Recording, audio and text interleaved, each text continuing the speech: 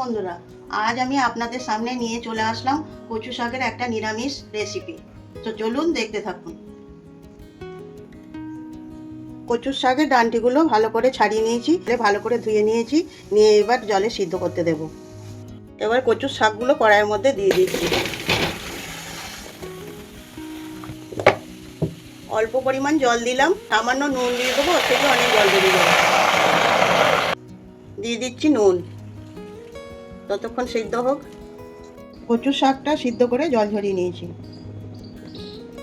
নারকেলটা ভেজে নেব, তার জন্য দিয়ে দিলাম সর্ষের তেল। নারকেল কড়া নিয়ে নিয়েছি, এবার তেলের মধ্যে দিয়ে সামান্য ভেজে নেব।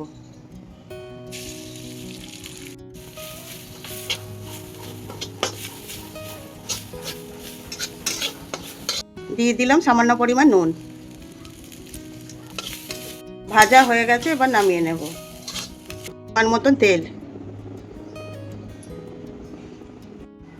5 ফোড়ন, তেজপাতা আর দিলাম শুকনো লঙ্কা।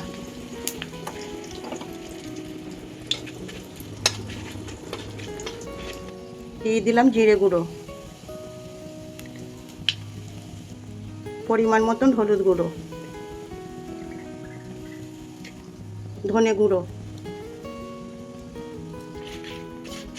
এবার দিয়ে দিলাম কচুর শাকটা।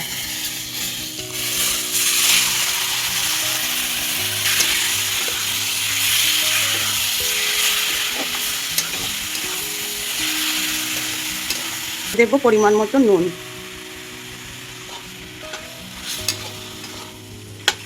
দিলাম চিনি।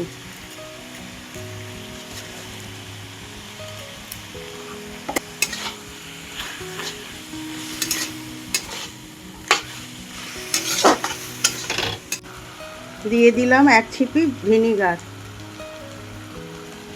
আপনারা চাইলে লেবুর রসও দিতে পারেন।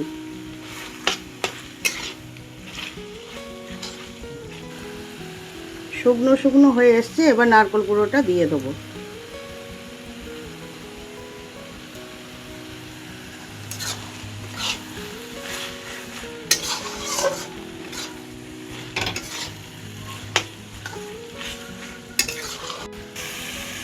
দিয়ে দিলাম পরিমাণ মতন লঙ্কার গুঁড়ো।